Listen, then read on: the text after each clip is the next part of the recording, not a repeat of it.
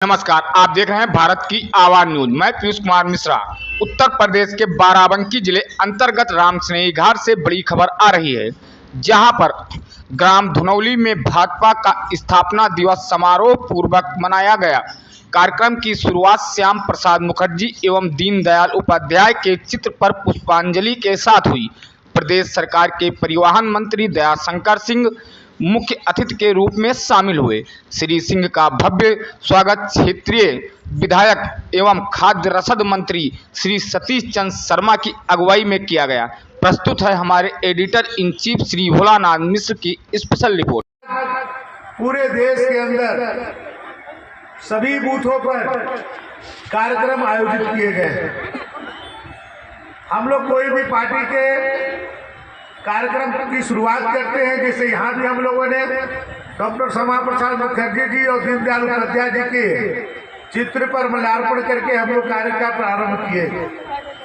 यही लोग हम लोगों के संस्थापक सदस्य हैं, जो पार्टी को इन लोगों ने स्थापना किया था।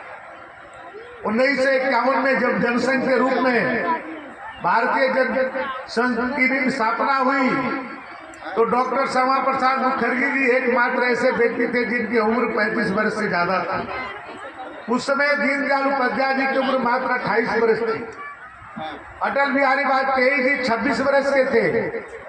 अडवाणी जी 24 वर्ष के थे। इसी तरह से भाई महावीर, सुंदर सिंह भंडारी, ऐसे 10 नौजवानों ने इस पार्टी की स्थापना की। बाद में 1977 में जब सभी पार्टियां मिलकर के जनता पार्टी बनी, तो उस समय जनसंघ का भी विलय जनता पार्टी में हो गया, लेकिन बहुत दिन तक नहीं चल पाया। और जब दोहरी सदस्यता की बात आई, उसके बाद जो जनसंघ घटक था उससे अलग होकर के 44वां स्थापना के दिवस के अवसर पर हम सब यहाँ उपस्थित थे। मित्रों, मैं बताना चाहता हूँ, इतने कम समय में कोई भी पार्टी इतना विकास नहीं की है।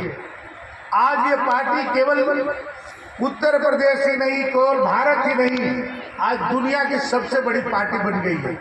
आज इस पार्टी के 20 करोड़ से ज्यादा सदस्य हैं। आज 1200 से ज्यादा इसके मेले हैं। 500 से ज्यादा राज्यसभा और वो लोकसभा मिलकर इसके सदस्य हैं। इतने बड़ी पार्टी के हम लोग सदस्य हैं। यह पार्टी उस समय जब श्यामा प्रसाद मुखर्जी जी और दीनदयाल उपाध्याय जी ने बनाया था, उस समय देश की परिस्थिति बहुत ही भिन्न थी। अपने ही देश के अंदर माता वैष्णो देवी का मंदिर है जम्मू कश्मीर के अंदर। वहां पर दर्शन करने जाने के लिए भी परमिट लेना पड़ता था। आप वहां पर जाकर के ऐसे दर्शन नहीं कर सकते थे। वहां की सरकार जब कहती थी कि आप दर्शन करने के लिए जाएंगे, आप परमिट लेंगे तभी आप दर्शन कर सकते हैं।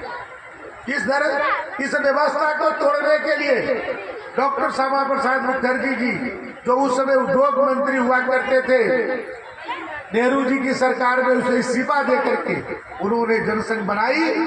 और जब वो जम्मू और कश्मीर गए, तो उस समय के शेख अब्दुल्ला मुख्यमंत्री था, बल्कि एक तरह से वहां का प्रधानमंत्री था। अपने ही देश के अंदर 2 विधान, 2 निशान और 2 झंडा भी था। वहां का झंडा का कलर अलग था, वहां का विधान अलग था, और वहां का प्रधान भी अलग था। और उसने शेख अब्दुल्ला ने डॉक्टर श्यामा प्रसाद मुखर्जी जी को गिरफ्तार कर लिया बॉर्डर पर, और जेल के अंदर इतनी यातना दी, और इतनी यातना दे करके उनको हत्या करने का काम किया, और श्यामा प्रसाद मुखर्जी जी शहीद हो गए। जो सपने लेकर के वो शहीद हुए, आज उस सपने को कोई साकार करने का काम किया, तो उनके बनाए हुए, उनके पार्टी के, उनके विचारधारा का नेता नरेंद्र मोदी और अमित शाह जी ने आज धारा 370 समाप्त कर दिया। आज जम्मू कश्मीर के अंदर वही कानून लागू होता है जो उत्तर प्रदेश के अंदर जो कानून लागू होता है, जो बाराबंकी में कानून होता है, वही आज जम्मू कश्मीर के अंदर कानून लागू है। मित्रों, आज ये पार्टी की ही देन है कि आज जम्मू कश्मीर से धारा 370 समाप्त हो गया। आज श्यामा प्रसाद मुखर्जी जी आज कहीं भी स्वर्ग में होंगे, और दीनदयाल उपाध्याय जी तो आज आशीर्वाद दे रहे होंगे कि जिस विचारधारा के लिए हम बलिदान हो गए, आज उस विचारधारा को उनके बनाए हुए कार्यकर्ता आज कहां तक पहुंचाने का काम किए हैं। तो आज आप सबको आशीर्वाद दे रहे होंगे कि आप सबने अपने अथक परिश्रम से, लाखों करोड़ों कार्यकर्ताओं के परिश्रम से आज ये पार्टी अपने चरमोत्कर्ष पर पहुंच गई है। आज अभी सतीश जी आप लोगों से नारा दिलवा रहे थे 400 के पार, तो आप ये बताइए आजाद भारत में इतनी सीटें कोई नहीं प्राप्त किया जितना आज नरेंद्र मोदी जी प्राप्त करने वाले हैं। ये लाखों करोड़ों कार्यकर्ताओं के खून परिश्रम के कारण ये संभव हो पा रहा है मित्रों। और आज देश की स्थिति को भी बदलने का काम किसी ने किया, तो आज भारतीय जनता पार्टी के कार्यकर्ताओं ने, हमारे विचार ने आज पूरे दुनिया को बदलने का काम किया है। अभी आप देखे होंगे, अभी दुनिया के अंदर जब अभी यूक्रेन के अंदर दो देश आपस में लड़ रहे थे, उस समय भारत के लोग जाकर के वहां फंसे हुए थे, उनकी भी जान खतरे में था। उनको किस तरह से सुरक्षित पहुंचाने का प्रयास किया जाए। जब मोदी जी ने वहां के दोनों देशों के राष्ट्राध्यक्षों से बात किया कि हमारे देश के लोग आज यूक्रेन में फंसे हुए हैं, वहां बमबारी चल रही है, हमारे देश के लोगों को सुरक्षित निकालना है, दोनों देश के लोगों ने कहा कि आप अपने देश के लोगों को ले जाइए, उन पर किसी तरह की ना बम चलेगी ना गोली चलेगी। लेकिन हुआ कि उनको कैसे निकाला जाए वहां से, तो उस समय तय हुआ कि जो तिरंगा लेकर के निकलेगा उसको भारत का नागरिक समझ करके आप उनको ऊपर गोली नहीं बरसाएंगे, बम नहीं बरसाएंगे। मित्रों आप देखे होंगे टीवी के माध्यम से, जब तिरंगा लेकर के भारत के लोग जब चले तो दोनों देश के लोगों ने युद्ध विराम कर दिया और भारत के लोग तो सुरक्षित पहुंचे ही पहुंचे। पाकिस्तान के लोगों को भी लगा कि यदि हम सुरक्षित जा सकते हैं तो तिरंगा लेकर के जा सकते हैं। पाकिस्तान के लोगों ने भी तिरंगा लेकर के निकले, उनको भी बम और गोली नहीं मिली, उनको भी सुरक्षित पहुंचाने का काम किया। आज मोदी जी ने आज के एक वोट से इतनी ताकत बढ़ी है कि पूरी दुनिया आज मोदी के सामने झुकने का काम कर रही है। आप देखे होंगे ऑस्ट्रेलिया के नरेंद्र मोदी जी ने किया है, किया कि नहीं किया है? हाथ उठा के बताइए सब, किया है ना उन्होंने। और दूसरी बात, चाहे वो नक्सलवाद रहा हो, चाहे अलगाववाद रहा हो और चाहे आतंकवाद रहा हो, उसको भी जमींदोज करने का काम देश के प्रधानमंत्री आदरणीय नरेंद्र मोदी जी ने किया है। और इसके साथ साथ अगर हम बात करें लोक कल्याण के क्षेत्र में, पिछले समय सरकारें आती थी, वो कहती थी हम गरीब खत्म करने की बात हो, चाहे हर गांव में बिजली टोला मोहल्ला में पहुंचाने की बात हो, और चाहे कोरोना के महासंकट में निःशुल्क वैक्सीन लगाने की बात हो, और चाहे कोरोना से अब लेकर अब तक निःशुल्क राशन पहुंचाने की बात हो, और चाहे किसानों की बात तो बहुत सरकारें करती थी, लेकिन पहली ऐसी सरकार है कि 6-6 हजार रुपए सालाना देने का ऐतिहासिक काम करने वाली मोदी सरकार, जिसने किसी का कभी चेहरा नहीं देखा, जात के नाम पर, मत के नाम पर, मजहब के नाम पर काम नहीं किया। काम अगर मोदी सरकार जो गरीब माँ की कोख से पैदा हुआ, उसने केवल एक काम किया, सबका साथ सबका विकास के आधार पर काम किया। जो गरीब बूढ़ी माँ किसी जात वर्ग की हो, जिसके वहां लोग पहुंच नहीं पाते थे, उसको भी राशन दिया, उसको भी गैस कनेक्शन पहुंचाने का काम किया। अगर बुजुर्ग माँ है तो पेंशन भी 300 से बढ़ाकर उसको 1000 रुपए का साथ में काम किया। तो मोदी जी काम किए कि नहीं काम किए? मोदी जी काम किए नहीं काम किए? हाथ खड़े करके मंत्री जी को बताइए, लखनऊ में जाके आपको बताना काम किया है ना।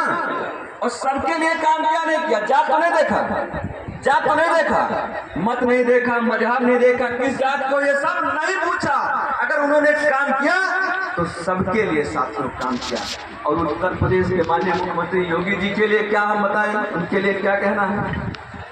योगी जी जब से आए हैं तब से जो अपराधी हैं, माफिया है, कहाँ है आपको मालूम है? कहाँ गए मालूम है? कहाँ गए बताइए? उनका अता पता नहीं है। कुछ लोग तो मिट्टी में मिल गए और कुछ लोग ऐसे भी हैं, कुछ लोग ऐसे हैं कि जो उत्तर प्रदेश छोड़कर भाग गए, तो कुछ लोग ऐसे हैं कि जेल जाएंगे वो समझते हैं तब भी खतरा है। इस नाते देश छोड़ के भी कुछ लोग बाहर चले गए हैं, उनको पता है कि योगी जी का बुलडोजर इतना खतरनाक है कि जो माफियागिरी करेगा तो जो उनकी बुलंद अगर इमारत होगी माफियाओं की, तो 24 घंटे के अंदर जमींदोज करने में योगी जी पीछे नहीं रहेंगे। कानून का राज स्थापित करने का काम हमारे माननीय मुख्यमंत्री योगी जी ने कहा है। योगी जी ने एक बात और कही, वो सबके सामने कहते हैं कि हमारी सरकार जीरो टॉलरेंस के आधार पर काम करती है, कानून व्यवस्था का पक्का इंतजाम करती है। बदायूं की एक घटना हुई थी, अभी आप लोगों को मालूम है नहीं मालूम है, सबको लगभग मालूम है। बदायूं में एक घटना घटी कि 10 साल 9 साल के बच्चे थे, उसको कुछ लोगों ने गला रेत कर मार दिया। किसको मालूम? जिसको मालूम हाथ उठा के बताए। सही घटना, झूठी तो नहीं बता रहे हैं, नेपाल में बताओ नेताजी झूठी सच्ची सब ठाक के चले गए, सही है ना? अगर योगी जी की सरकार नहीं होती तो उस परिवार को न्याय का मिल पाता? 24 घंटे के अंदर अपराधियों का पता नहीं चला, वो जहन्नुम में पहुंचाने का काम प्रदेश की सरकार योगी जी की सरकार ने किया। आज उत्तर प्रदेश की जो योगी जी की सरकार है, वो कानून व्यवस्था के साथ खिलवाड़ करने वाले के साथ उनको बख्शने का काम नहीं करती। गांव में जब बिजली की बात आती थी तो 8 घंटा दिन में मिलती थी, 8 घंटा, सही है गलत है? और जब फूफा और जीजा का आना होता था तो कहते थे पहले बताओ कि लाइट किस पाली में आ रही है, दिन वाली पाली में आ रही कि रात वाली में आ रही है। उस हिसाब से अपने आने का वो कार्यक्रम बनाया करते थे। लेकिन योगी जी के राज में 18 से 20 घंटा गांव में बिजली मुहैया कराने की काम आज योगी जी की सरकार कर रही है। तो हम सबसे केवल एक निवेदन करने आए, एक प्रार्थना करने आए हैं, योगी जी को मौका मिलना चाहिए ना, मिलना चाहिए नहीं मिलना चाहिए? आप लोग